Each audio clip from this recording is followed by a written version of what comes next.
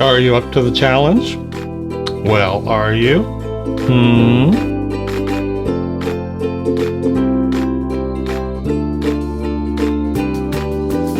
Welcome back to the Mind of Watercolor, all you minders out there. Thanks for tuning in. Got a challenge for you today, and this should be a lot of fun. I had several of you ask me if I could come up with some more exercises, just things to do when you don't know what to paint, you just want to get out the brush and do something. Well, this is fun. This is the landscape challenge, and it's called the 3-layer challenge, and that'll become evident in a minute. I'll explain it, but it'll just help you kind of break your landscape down in a traditional way: foreground, middle ground, background. And it's something you can do several of quickly, and learn how to meld those layers. And I'm just going to take you through one as I do it, and you see what to do. And it's the basic idea is just to keep it simple. Don't spend a lot of time on it. But try to get your color contrast right, your aerial perspective right. That's how the colors cool as they go into the distance. And just use it as something to get your brush out and play around with it without having to think a lot about the composition and a lot of detailed drawing and that sort of thing. So, what? No, it's an easy challenge. What's the big deal? No, it's not like homework. I'm not giving them homework. Anyway, on to the challenge. Let's get started. All right, so here's how the challenge works. I'm just going to do this little thumbnail here so you'll see. The 3-layer challenge, because basically you paint 3 layers. One, and this is just to broadly illustrate the concept, okay? 1, 2, 3. And the first layer, of course, is your foreground, then there's your middle ground, there's your distance ground, and the top layer would be your sky. Okay? Now paint the layers however you want. You can add texture, you can do wet in wet, you can do dry brush, you can do spatter. Try to keep some distinction between the 3 layers, but if you want to bleed them or run into each other a little bit, that's fine. The idea is to get you thinking in terms of the way landscapes are constructed generally, in a foreground, middle ground, background, and sky. So what makes this an interesting exercise is that you get to study and practice doing those foreground to background elements and finding ways to meld them together. Also, you don't be afraid to let one area encroach in the other with an object like a tree or bush that breaks the line. Maybe this one here has some tree lines and bushes. Also, try to think through your contrast. You don't want 3 layers that are very similar in contrast. And keep in mind your aerial perspective.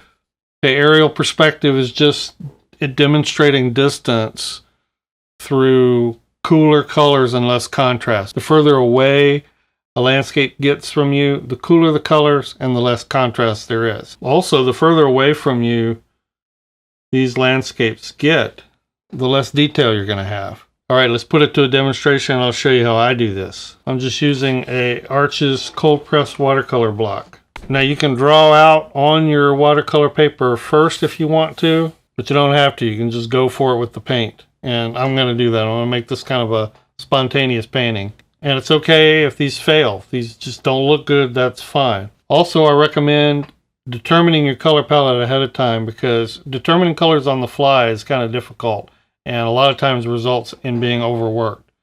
So you may have just a close analogous color scheme. Analogous just means together on the color wheel, that you can do maybe a limited one and try to take that decision-making process out of the painting process, when things start going fast.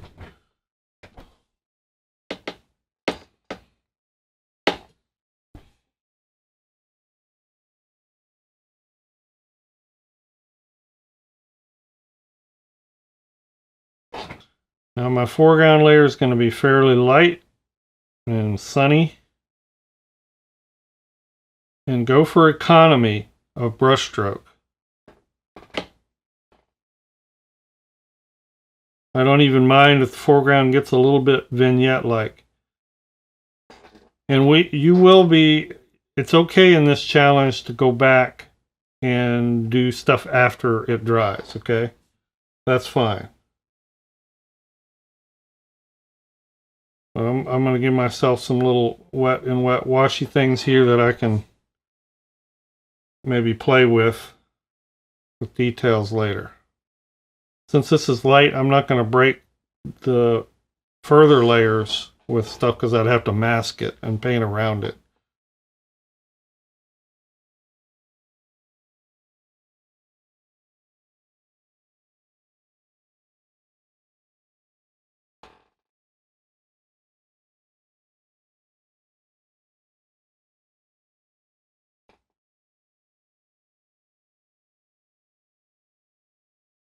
Also, you might want to just try using one brush, a big brush that comes to a point, because you can do everything with that or nearly everything with that. I make that part of this challenge for myself, and also just so I keep it simple and don't get, tempted to delve into a lot of over detail. The first layer is still a little damp, but it's dry enough. I think I can go on and paint the next layer. And this layer I'm going to make a little darker and cooler.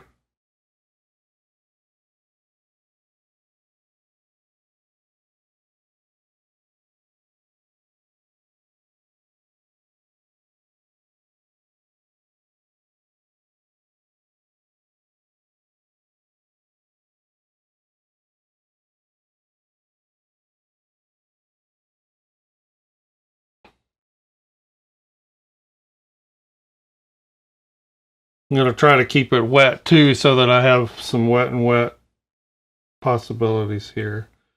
Because since I'm making this darker, I think I'm going to break the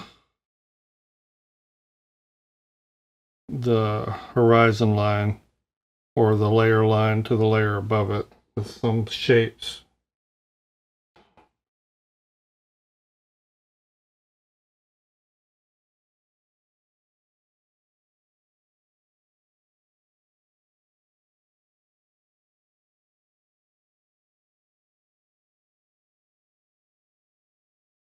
And don't be afraid to keep this kind of primitive. This doesn't have to be like super real. Again, it's an exercise. It's a way to play with values in your foreground, middle ground, and background, and just kind of try to, learn what you can do with the values, how contrast will affect your painting, and anything else that occurs to you. Things will happen and occur to you as you're painting it. Oh, I see, I should have done that. So that's kind of what these exercises are good for. I'm going to bring a little of that color into this foreground here and let it bleed. Again, in this challenge, the rules are that you want 3 layers and you keep them fairly distinct, but if you want to meld them a little bit, that's fine.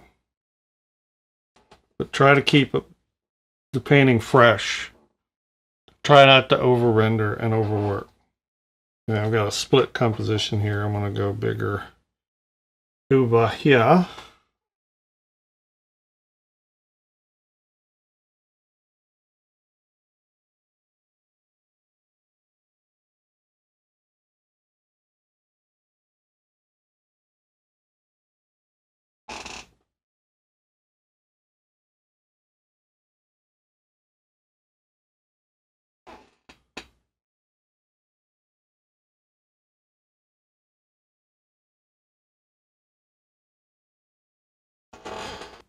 You can even do a little shadowing if you want to while it's wet. Or do it all dry brush. Do whatever you want to in these layers. The goal is to try to end up with something fairly recognizable as a landscape.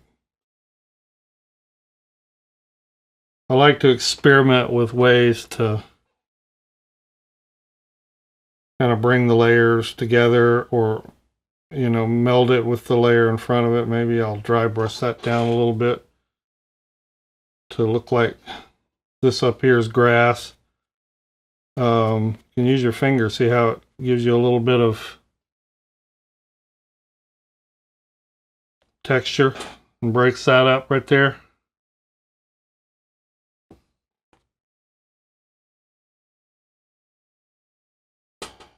Final layer. I'm gonna make this a little bluer and very pale, and I am gonna paint around those trees.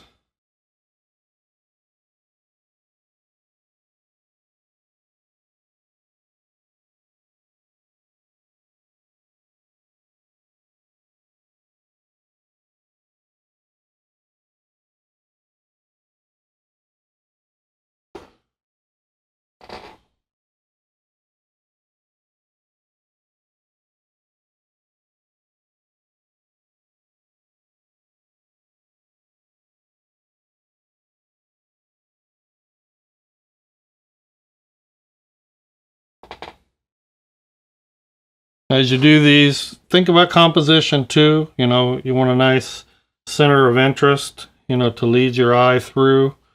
I kind of split my composition a little bit, but that's why I went back and made this bigger.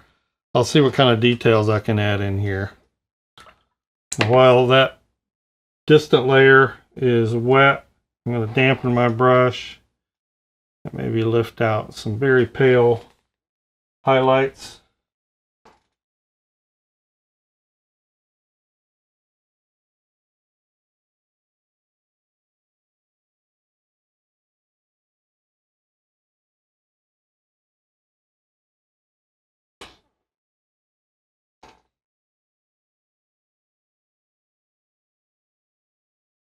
It's drying pretty quick, so I'm having to get in there and kind of loosen it back up with a damp brush.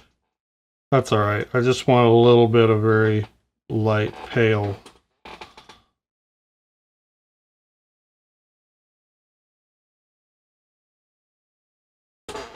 highlights. Now what you can do at this point is just start looking at it and seeing, what did the watercolor give you? What did the little washes that you put down, the runs, the bleeds, what did those give you that you can go back and add some detailing to? I think I'm just going to add a little more tree shape here. Maybe like it's rolling over the top of the hill and over to the backside. And just to bring your eye more to this area as the center of interest. Using one of the new larger silver black velvets. This is a size 20. They just came out with these larger brushes.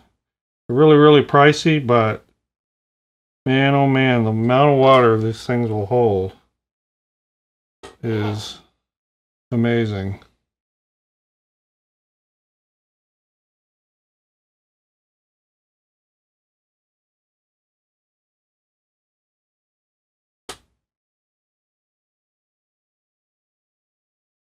That's kind of what's fun about these, is just quick, do these quick things, then go try another one. Shoot, I don't know that I really want to do a whole lot more. I'm just liking the fresh, crisp, sort of immediate quality of this. And that's what I want you to strive for when you try these challenges. I hope you can see that's a lot of fun, and that's very, very easy to do. Don't worry about failing. I mean, if you have 1 out of 4 that you do, that's a pretty good success rate. So please don't think you gotta just do one and it's gotta be perfect. Don't overwork it. Just try to get some interesting layer, crisscrosses. I mean, make them extreme if you want. Make them high, make them low, and each layer try to play with your textures. Do whatever you want, but try to get that perspective going from foreground to rear ground. Try to make some interesting crosses. By crosses, I mean subject matter crossing from one layer into another. It could be a little barn, it could be trees, it could be bushes, it could be grasses. Heck, it could be an elephant if you want it to be. Thanks so much. Thanks for tuning in. I hope you'll give me a thumbs up and a subscribe if you liked it. Thank you. Thank you so much, patrons. You guys have got me almost halfway to my first goal, and I just can't believe it. But thank you very much. Get out there and do some painting, and we will see you next time.